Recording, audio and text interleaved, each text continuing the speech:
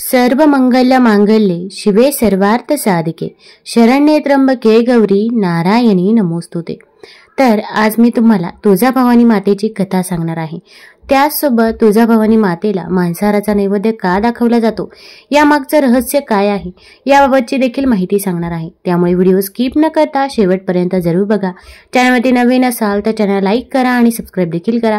तसेच कमेंटमध्ये ओम तुळजाभवानी माता नमः किंवा तुमच्या कुलदेवीचं नाव किंवा ओम महालक्ष्मी नमः लिहायला विसरू नका, जेणेकरून आपल्याला देखील माता लक्ष्मीचा, माता दुर्गेचा आशीर्वाद हा प्राप्त होईल। महाराष्ट्रातील 3.5 शक्तिपीठांपैकी श्री तुळजाभवानी देवीचे तुळजापूर क्षेत्र हे एक पूर्ण शक्तिपीठ आहे।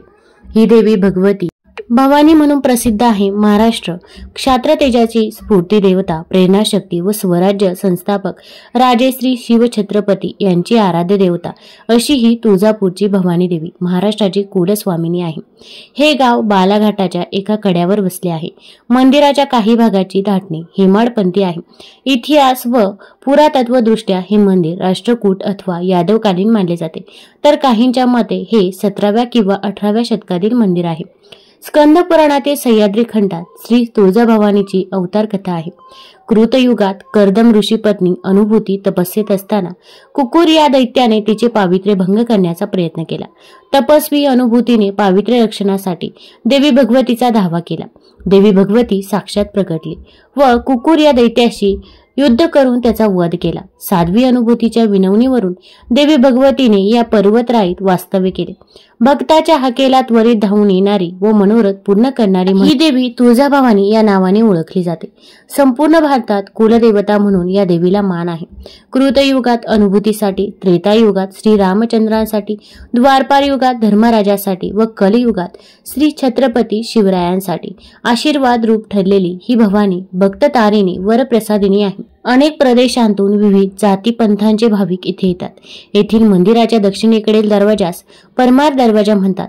जगदेव परमार या महान देवी भक्ताने आपले मस्तक 7 वेळा देवीला अर्पण केले अशी श्लोकरचना या दरवाजावर कोरली आहे। सभामंडपात पश्चिम दिशेला गर्भगृह असून चांदीच्या सिंहासनात पूर्वाभिमुख अशी श्री तुळजाभवानी देवीची रेखीव व प्रसन्न मूर्ती आहे। मूर्ती गंडकी शिळेची असून प्रमाणबद्ध आहे। अष्टभुजा महिषासुर मर्दिनी असे देवीचे मनोहर रूप आहे। देवी भवानीची ही स्थलांतर करता येणारी मूर्ती आहे। वर्षातून 3 वेळा ही मूर्ती मंचकी म्हणजेच पलंगावर विसावते, असे इतरत्र कुठेही आढळत नाही। गर्भगृहाच्या भिंतीवर छोटी छोटी आकर्षक शिल्पे आहेत।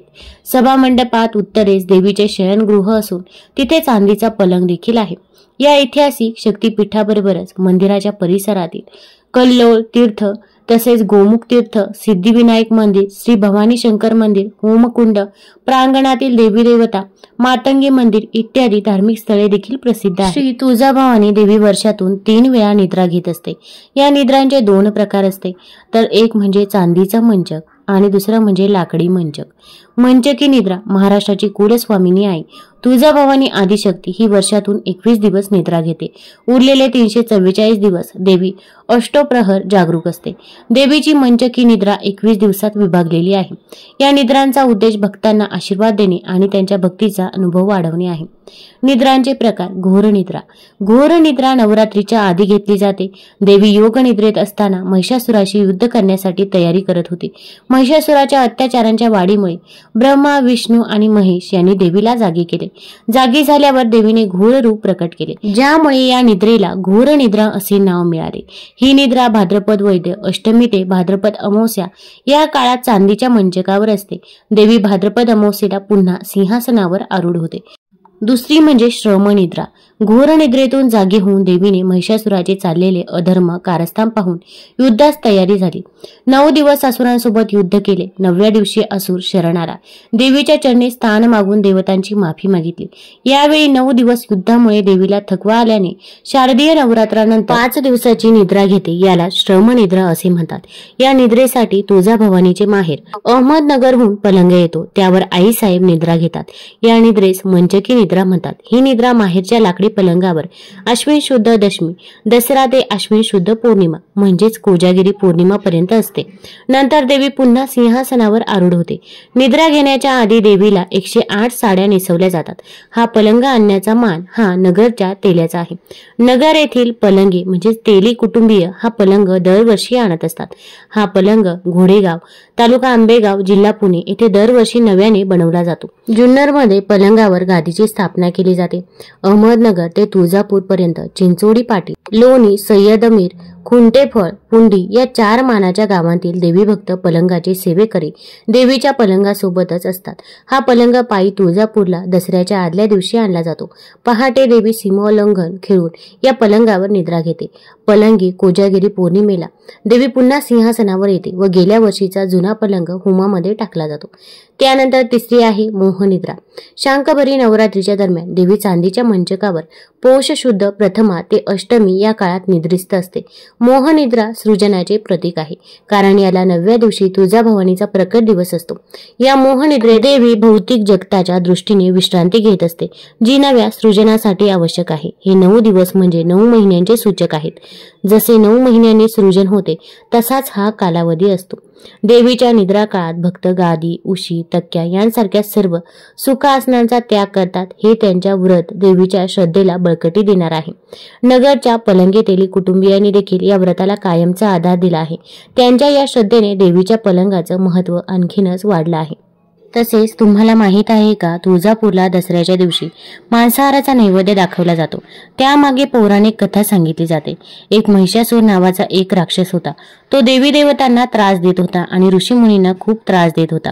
सगळे ऋषी आणि देवी देवता ही त्रिदेवता जवळ गेले, म्हणजेच ब्रह्मा विष्णू महेश. देवांनी त्यांची हाक ऐकून त्यांच्या तिघातून एक दिव्य ज्योती उत्पन्न केली. तीच म्हणजे आपली तुळजाभवानी आई.